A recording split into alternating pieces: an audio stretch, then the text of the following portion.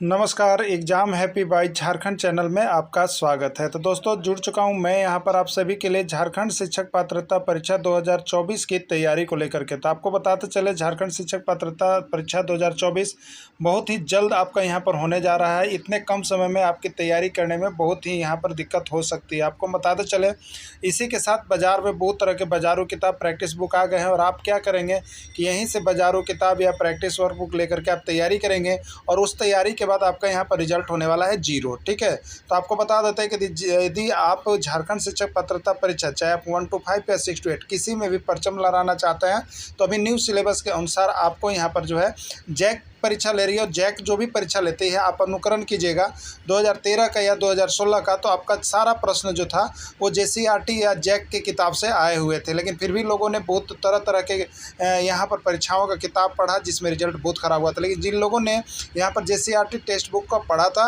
वो यहाँ पर पूरा अपना परचम लहराए थे और वो पास कर गए थे। तो देखिए आपको बताते चले यदि आप परचम लहराना चाहते हैं तो आपको हम यहाँ पर अपने चैनल पर only for JCERT text book का पूरा कंप्लीट नोट्स यहाँ पर आपको हम करवाते हैं। उसके साथ ही साथ आपको यहाँ पर पूरा तैयारी उसका पीडीएफ, उसके साथ उसका रिकॉर्डेड क्लास, उसके बाद लाइव क्लास, उसके बाद ऑफलाइन सारी चीज़ें हम आपको यहाँ पर प्रोवाइड करते हैं। तो आप जेटेट की तैयारी करना चाहते होंगे और 1 से 5 या 6 से 8 में परचम लहराना चाहते होंगे तो आप अभी हमारे यहाँ से कोर्स लेकर के जुड़ सकते हैं। तैयारी शुरू कर दी गई है। तो यहाँ पर सबसे पहले एडमिशन लेने का एक ऑफर चल रहा है, पहले आओ पहले पर पाओ के तर्ज पर सिर्फ 100 कैंडिडेट का अभ्यर्थियों का नामांकन यहाँ पर 500 रुपये में किया जाएगा। यानी 1 से 5 में आप नामांकन कराना चाहते हैं तो 500 रुपये लगेंगे और 6 से 8 में नामांकन किसी भी सब्जेक्ट में करना चाहते हैं तो आपको 500 रुपये यहाँ पर लग रहा है। आप जल्दी से अपना नामांकन कर लेंगे और जेसीईआरटी टेक्स्ट बुक पर आधारित सारे नोट्स पीडीएफ देखना नहीं भूलेंगे। आपको एक बार फिर हम बता देते हैं अभी आकलन परीक्षा हुई उसमें इस नोट से जितने लोगों ने एडमिशन लिया था उनका रिजल्ट बहुत ही अच्छा रहा है। अगर किसी ने लिया है तो आप पता कर सकते हैं। और सहायक आचार्य का पेपर 3 का भी अभी जो कंडक्ट नोट्स चल रहा था उसमें भी बहुत ज़्यादा प्रश्न आपको यहाँ से हूबहू भिड़े हैं इससे। तो आपका आगे जेटेट में भी भिड़ने वाला है। आप सभी सिर्फ जुड़ जाइएगा क्योंकि यहाँ विभिन्न राज्यों के जेटेट परीक्षा का हल प्रश्न पत्र भी आपको हम प्रैक्टिस के रूप में करवाने वाले हैं। तो परीक्षा देखिए 1-2 दिन 3 दिन भी बचा है तो आप यहाँ से अगर आप नहीं क्लासेस ज्वाइन कर पाएँ तो आप लास्ट में देखिए 499 रुपये में नोट्स यहाँ से आपको मिलेंगे। आप लेकर के जरूर परचेज करके वह परीक्षा में जाने से पहले पढ़ लीजिएगा। यदि कम पढ़कर ज़्यादा कम प्रश्न पढ़कर और ज़्यादा अंक उठाना चाहते हैं तो आपके पास मात्र एक ही ऑप्शन एक ही है, वो है आपका जेसीईआरटी टेक्स्ट बुक। तो आप देखना नहीं भूलेंगे। यदि आप नोट्स बना लिए हैं तो बहुत अच्छा बात है, अगर नहीं बनाए हैं तो आप यहाँ से एडमिशन ले लीजिएगा या नहीं तो यहाँ से नोट्स परचेज करके एक बार अवश्य पढ़ लीजिएगा। चलिए चलते हैं महत्वपूर्ण प्रश्न। चलिए तो अब चलते हैं। देखिए यहाँ क्लास 7 का एक्सरसाइज फॉर इतिहास जो मुगल साम्राज्य का यहाँ पर था। तो आपको भी इसके पहले हमने वीडियो में बता दिया कि यहाँ पर इब्राहिम लोदी बाबर और इब्राहिम लोदी के बीच क्या होता है, युद्ध होता है जिसमें इब्राहिम लोदी की हार होती है और यहाँ पर बाबर का जीत होता है। और बाबर जो होता है वो किसका, दिल्ली सल्तनत को हटाकर मुगल साम्राज्य का नींव डालता है। तो देखिए यहाँ पर प्रश्न आपका है मुगल साम्राज्य का संस्थापक किसको माना जाता है। तो अभी ही तो आपने देखा कि मुगल साम्राज्य का संस्थापक किसने किया, तो बाबर यहाँ पर युद्ध को जीता ना इब्राहिम लोदी से, तो बाबर ही तो संस्थापक हो गया। तो मुगल साम्राज्य का संस्थापक किसको माना जाता है, बाबर, हुमायूं, अकबर, जहांगीर। तो बाबर को माना जाता है। ठीक है, चलिए नेक्स्ट प्रश्न है बाबर का मूल नाम क्या था।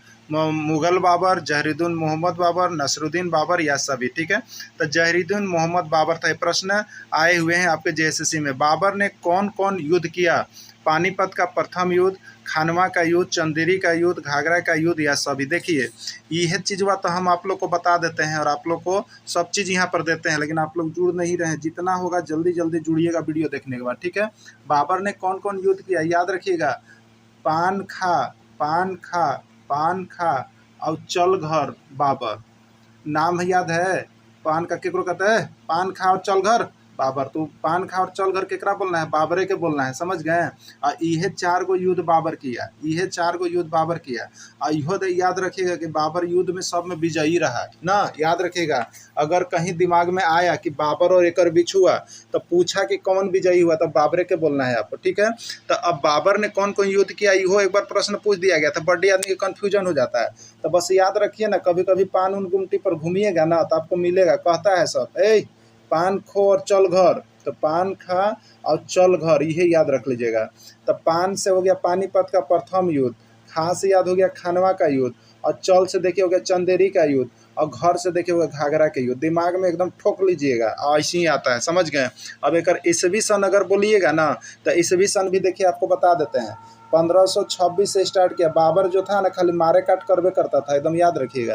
तब 1526 में कर दिया युद्ध, फिर 1527 में खानवा का युद्ध कर दिया, और 1528 में चंदेरी का युद्ध कर दिया, और 1529 में यहाँ पर घाघरा का युद्ध कर दिया, समझ गए। तो सब युद्ध बाबर के द्वारा किया गया। तो क्या याद रखिएगा, बस याद रखिएगा, पान खा और चल घर, पान खा चल घर बाबर। तो अभी बाबर का मतलब हो गया बाबर द्वारा किया गया महत्वपूर्ण युद्ध, एकदम याद हो गया। ईसवी सन भी याद करा दिया। सब देखिए ऐसे छोटे छोटे तरीके के माध्यम से आपको इतना याद करवा देंगे ना कि सब आप क्लियर रहिएगा। पानीपत का प्रथम युद्ध कब हुआ? 1526, 1527, 1528, 1529। तो क्या हो गया इसका? 1526 हो गया। खानवा के युद्ध कब हुआ? देखिए अब ये बताए थे आपको, हम क्या बताएं? पान खा चल घर। तो 1526 से स्टार्ट, पान में 1526 याद रखिएगा। पान में 15 गो दल आता है चीज़, इसलिए 1526 होता है। अब खास हो गया खानवा का युद्ध, तो ये हो गया 1527। और चल से हो गया देखिए चंदेरी का युद्ध, ये हो गया 1528। और घर से हो गया घाघरा का युद्ध, हो गया 1529। दिमाग मतलब गांठ बांध लीजिए। अब तो आपको ईसवी सन वो याद हो गया होगा ना। तो चलिए ठीक है।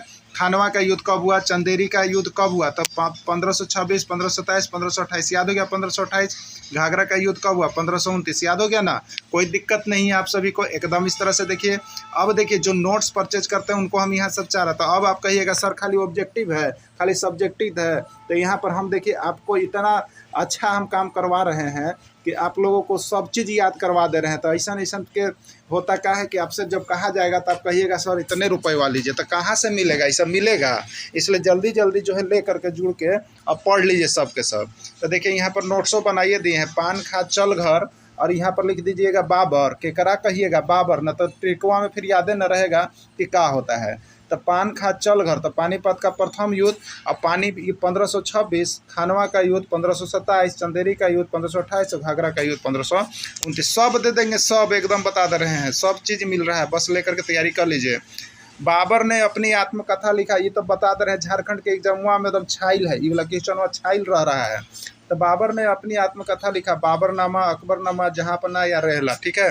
तो बाबर अपनी आत्मकथा केकर में लिखेगा जी? बाबरनामे में न लिखेगा। बाबर लिखा तो बाबरनामा हो गया। तुझके ये बाबरी या बाबरनामा किस भाषा में लिखा गया है? ईरानी भाषा, तुर्की भाषा, फारसी भाषा या इराकी भाषा? तो राइट आंसर जो हो जाएगा आपका तुर्क का रहने वाला था और तुर्की भाषा में लिखा हुआ है। बाबर किस शैली का जन्मदाता माना जाता है? देखिए ये सब प्रश्न JCRT से पूछ रहा है जम्मू में, और जो सब JCRT पढ़िए ना रहे हैं। तो बाबर किस शैली का जन्मदाता माना जाता है? मुबैयन शैली, मूवी पद शैली, लाइव पद शैली या कोई नहीं? तो बाबर जो है मुबैनियन नामक पद शैली की ये जन्मदाता था और इसी शैली को वो मानता था, ठीक है। अगला है, बाबर की मृत्यु के बाद मुगल साम्राज्य की गद्दी पर कौन बैठा? तो देखिए अभी एक चीज़ बता देते हैं। अब इहो ट्रिक आपको हम दे देते हैं कि आप कहिएगा कि कौन से हम लिए थे। सब इतिहास ऐसे कंप्लीट करवा देंगे, चाहे वो कौन इतिहास हो, समझ गए। बस आप जुड़िएगा, सब नोट्स वाले के पढ़ लीजिएगा। अब बाबर की मृत्यु के बाद मुगल साम्राज्य की गद्दी पर कौन बैठा? तो देखिए गद्दी वाला बता देते हैं कि यहाँ पर जो मुगल साम्राज्य हुआ उसमें शासक का क्रम कैसे था, इहो याद रखिएगा। दिल्ली सल्तनत में शासक के क्रम अभी आप लोग को बता दिए थे। अब मुगल साम्राज्य में जो हुआ इसमें भी तो शासक बारी बारी से आए होंगे ना, तो एक शासक के क्रम में याद रखिएगा। तो याद रखिएगा भाजपा के रैली याद है आप लोग को? भाजपा के याद रखिएगा, ठीक है।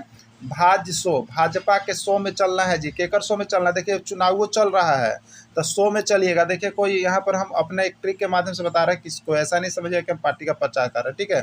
भाजसो यानी भाजपा के रैली में चलना है। तो बा से देखिए हो गया, बी से बाबर, ए से हो गया हुमायूं, ए से हो गया यहाँ पर औरंगजेब, ठीक है, अकबर और जहांगीर, शाहजहां, औरंगजेब, ठीक है। तो याद रखिएगा आ गया ना।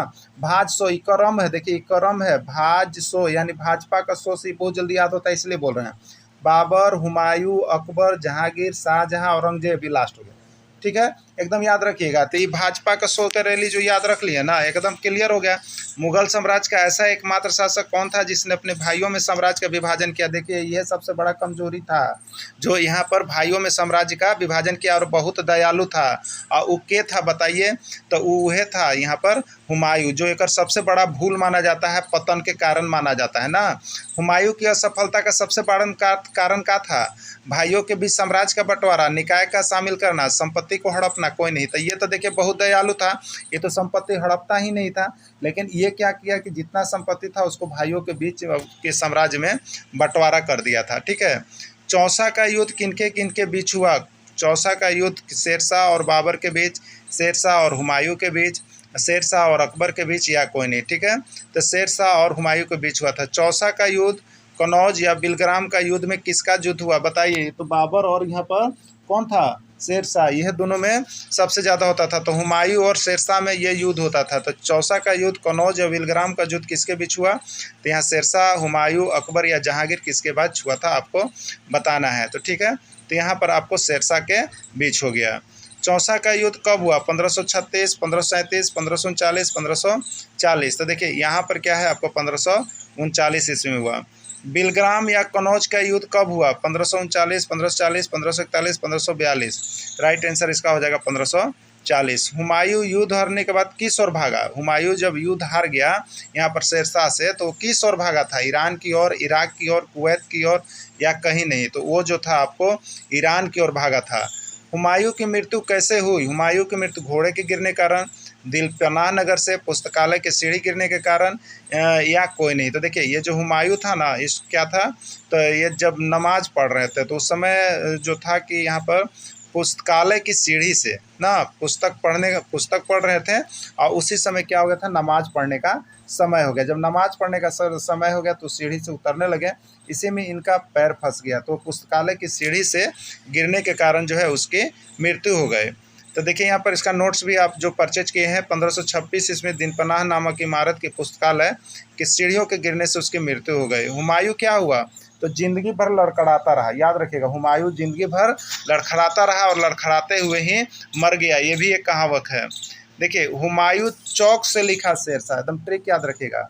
हुमायूं चौक से लिख दिया शेरशाह, हुमायूं चौक से लिखा शेरशाह, यानी हुमायूं और शेरशाह के बीच युद्ध का वर्णन है। यानी चौसा का युद्ध और कनौज या बिलग्राम का युद्ध ये हुआ। चौसा का युद्ध कब हुआ? 1539 में, और कनौज या बिलग्राम का युद्ध कब हुआ? 1540 में। देखिए सब जो है ना एक लाइने से लगल है। आप पूरा जितना घटना हुआ है ना उसका एक अलग वीडियो हम आपको दे देंगे। यदि आप लोग कमेंट कीजिएगा कि चाहिए तो आपको दे देंगे पूरा घटनवा। बस ये ट्रिकवे से यादें होइए जेबे करेगा। आपको जितना कंफ्यूज रहते हैं आप लोग ना, तो हिस्ट्री का सब घटना जो है आपको हम इसी से करवा देंगे। ठीक है। हुमायूं की दोनों युद्ध में हार का सामना करना पड़ा, और दोनों युद्ध हुमायूं और शेरशाह के बीच हुआ। ठीक है। बाबर देखे सब युद्ध जीता, लेकिन हुमायूं जो है यहाँ हारता रह गया और लड़खड़ाता रह गया। हुमायूं के बाद मुगल साम्राज्य का शासक कौन बना था? अभी देखिए आपको तो बतैबे किए थे, क्या बताए थे?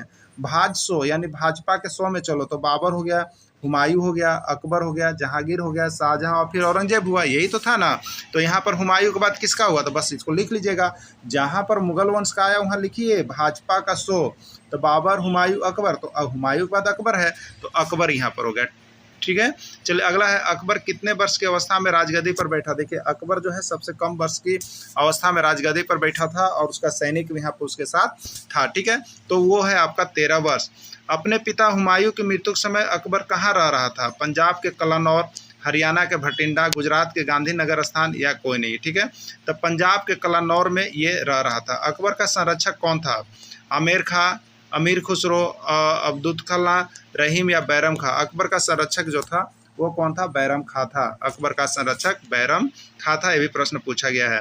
पानीपत का द्वितीय युद्ध कब हुआ? 1526, 1556, 1576, 1578। तो ये आपका हो जाएगा 1556 ईस्वी में पानीपत का द्वितीय युद्ध हुआ। पानीपत का द्वितीय युद्ध किनके बीच हुआ? देखिए सब युद्ध वाला ट्रिक आपको हम एक जगह देंगे, सिर्फ आपको आवश्यकता है कमेंट करने की। अकबर और हेमू, अकबर और महाराणा प्रताप, अकबर और सिराजुद्दौला, या कोई नहीं? ठीक है। इसका राइट आंसर हो जाएगा अकबर और हेमू के बीच हुआ था। देखिए जेटेट में झारखंड जीके से 2 से 3 प्रश्न आपका अवश्य रहेगा, एकदम कंफर्म हो जाइए, ठीक है। और ये 2 से 3 प्रश्न कहाँ से रहेगा, तो ये जो हम दे रहे हैं नोट्स वाला एकरे में से रहेगा, जो नोट्स दे रहे हैं आपको एकरे में से रहेगा, एकरा से बाहर है तो एकदम जइबे नहीं करेगा। तो झारखंड जीके हम आपको जानते हैं सिर्फ 100 क्वेश्चन बताएंगे ना, ओकरे में से 3 क्वेश्चन एकदम भिड़ जाता है, हर बार भिड़ता है, समझ गए। तो आप यहाँ से सारा नोट्स PDF में वीडियो ले करके एक बार जरूर जुड़ करके यहाँ से पढ़िए, सिर्फ और सिर्फ 500 रुपये में, जिससे कि आपका यहाँ पर जेटेट अवश्य निकल अकबर का सेनापति बैरम खान ने हेमू को पराजित किया। अकबर के सेनापति बैरम खान ने हेमू को पराजित किया था। हल्दी घाटी का युद्ध कब हुआ? 1526, 1576, 1556 या 1525 ईस्वी में। तो हल्दी घाटी का युद्ध हुआ था 1576 ईस्वी में। हल्दी घाटी का युद्ध में कौन पराजित हुआ था? तो हल्दी घाटी का युद्ध में कौन पराजित हुआ था? हेमू, महाराणा प्रताप, अकबर या अलवर्दी खां। तो यहाँ पर जो हार हुआ था वो किसका हुआ था? महाराणा प्रताप का हार हुआ था। हल्दी घाटी का युद्ध में अकबर की ओर से कौन लड़ रहा था? अकबर जो था उसकी ओर से कौन लड़ रहा था? राजा मान सिंह, राजा प्रताप, बैरम खां या वकील खां। तो राजा मान सिंह जो था ये लड़ रहे थे अकबर की तरफ से। जहांगीर के बचपन का नाम क्या था? बदरुद्दीन, खुर्रम, सलीम या कोई नहीं। तो इसका राइट आंसर होगा सलीम, ठीक है। इसका राइट आंसर क्या है? सलीम। अगला है न्याय की जंजीर के लिए इतिहास में कौन प्रसिद्ध है? न्याय की जंजीर बहुत बार प्रश्न पूछा है। अकबर था, जहांगीर था, बाबर था या औरंगजेब था? कौन था आपको बताना है, ठीक है। तो यहाँ पर न्याय की जंजीर के लिए इतिहास में कौन प्रसिद्ध था? तो वो प्रसिद्ध था आपका जहांगीर। सर टॉम्स रो और कैप्टन हॉकिंस किसके दरबार में भारत आए थे? 1001 बार ये प्रश्न पूछा गया है और आप भी देख लीजिएगा, ये आएगा। और देखिए आपको JCERT से सारा प्रश्न ये आप देख रहे हैं, चैप्टर वाइज हम आपको निकाल के दे रहे हैं, ठीक है। अकबर, बाबर, जहांगीर या औरंगजेब। तो सर टॉम्स रो और कैप्टन हॉकिंस किसके दरबार में आए थे? तो ये आपको जहांगीर के दरबार में आए हुए थे। जहांगीर की पत्नी का नाम क्या था? नूरजहां, शाहजहां, सायरा निशा या सायरा, क्या था, ठीक है। तो जहांगीर के पत्नी का नाम क्या था? नूरजहां। नूरजहां को मेहरून निशा के नाम से भी जाना जाता है। वास्तुकला की दृष्टि से किस शासक का शासनकाल स्वर्ण युग माना जाता है? अकबर, जहांगीर, शाहजहां या बाबर, ठीक है। तो वास्तुकला की दृष्टि से जो है आपको यहाँ पर शाहजहां का शासनकाल माना जाता है स्वर्ण युग। आगरा का ताजमहल का निर्माण किसने करवाया?